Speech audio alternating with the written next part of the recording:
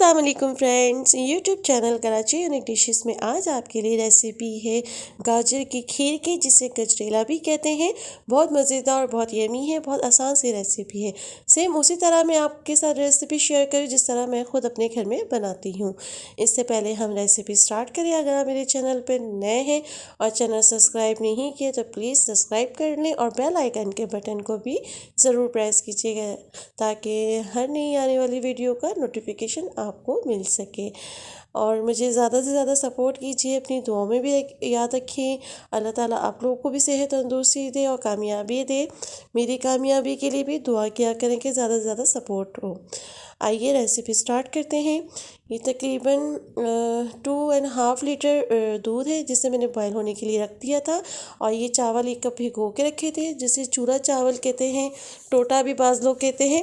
ये तकरीबन 1 घंटे के लिए मैंने भिगोया था और ये इसमें ऐड कर देंगे दूध में ताकि ये अच्छे से मिक्स हो जाए। चम्मच चला दीजिएगा ताकि गुठलियाँ ना बने।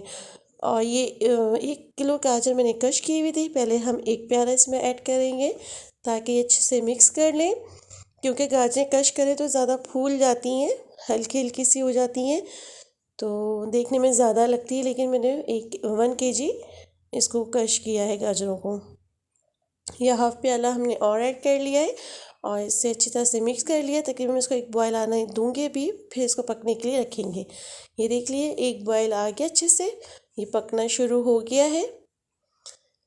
इसको हम अच्छे से मिक्स कर लेंगे, साइडें भी अच्छे से साफ़ कर लेंगे। इससे जितना आप मीडियम टू लो फ्लेम पे, बिल्कुल दम वाली आंच पे जितना इसको पकाएंगे बहुत टेस्टी बनेगी।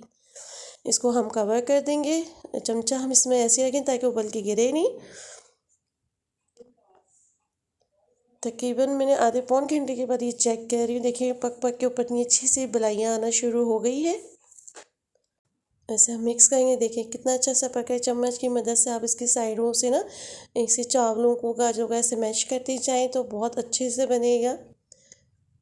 नहीं तो आप इसे हैंड बीटर से भी कर सकते हैं, उससे भी बहुत अच्छा सा मतलब मिक्स हो जाएगा चावल। जब गल जाता है, हलवा हो जाता है तो बहुत अच्छे से भी ये हो जाएगा। देखिए ये हैंड बीटर से इस तरह से, या जैसे हम लस्सी बनाते हैं मदानी से, उसको जिस तरह दोनों हाथों से हम मिक्स करते हैं उस तरह से भी आप कर सकते हैं, इस तरह से। लेकिन इस तरह से ख़तरा ज़्यादा होता है, छींटे उड़ती हैं, गरम गरम छींटे आपके फेस पे पड़ सकती हैं। तो बेहतर हम इसी तरह इसको मिक्स कर लेंगे तो गाजरें और चावल बहुत अच्छी तरह से मिक्स हो जाएंगे। और ये नीचे लगेगा भी नहीं, अगर लगा होगा तो इसकी मदद से हल्का हल्का उतर भी जाएगा, क्योंकि हमने बहुत लो फ्लेम पे इसको पकाया है तो लगने का तो कोई ख़तरा ही नहीं था।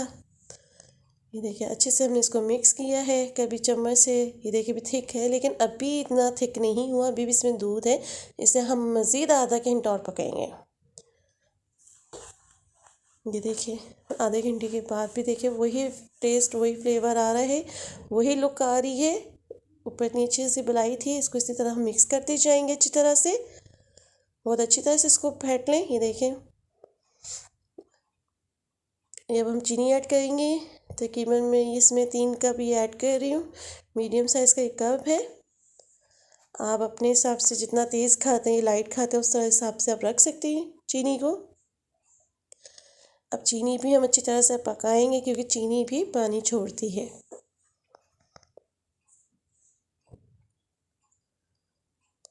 लकड़ी के चम्मच इस्तेमाल करें, ज़्यादा बेहतर है, ज़्यादा अच्छा बनता है इससे ना। ये इलायची के 6-7 दाने थे, उसके मैंने पीस लिए हैं मोटे मोटे से, छिलके इसके रिमूव कर दिए थे। खुशबू के लिए ये साथ ऐड कर लेंगे। इसको हम मज़ीद अभी साथ पकाते रहेंगे। देखिए अब कितना अच्छा कलर चेंज हो रहा है इसका, बहुत अच्छा सा एक फ्लेवर आ रहा है, खुशबुएँ आ रही हैं धमाके वाली।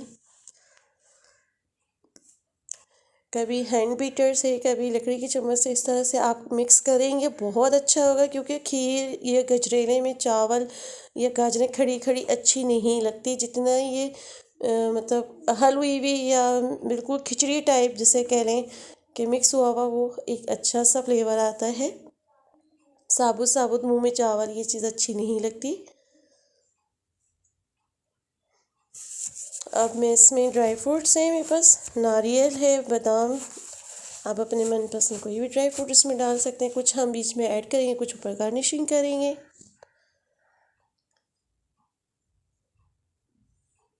अब इसको हम मज़ीद पकाते रहेंगे, साथ साथ चम्मच चलाते रहेंगे, साइड्स में रिमूव करते रहेंगे ताकि जो साइडों में लेयर सी बनती रहती है वो उसका भी बहुत अच्छा एक टेस्ट होता है। ये देखिए अब कितना थिक हो गया, चम्मच पे चिपक कर आए।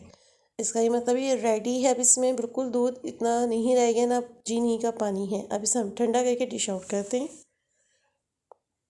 ये देखिए मैंने 1.5 घंटा इसको ठंडा करके इसको डिश आउट कर गार्निशिंग कर ली बादाम, पिस्ते और ड्राई नारियल पाउडर की। अगर आपको मेरी रेसिपी पसंद आई हो तो लाइक, सब्सक्राइब एंड शेयर ज़रूर कीजिएगा। कमेंट्स बॉक्स में भी बताइएगा और ज़्यादा से ज़्यादा मेरे चैनल को सब्सक्राइब करें, अपनी दुआओं में याद करें। बहुत ज़्यादा सपोर्ट की ज़रूरत है, ज़्यादा से ज़्यादा सपोर्ट करें और कमेंट्स बॉक्स में भी अपनी राय ज़रूर बताया करें, व्यूज़ भी अच्छे दिया करें। इजाज़त दीजिए, अल्लाह हाफिज़।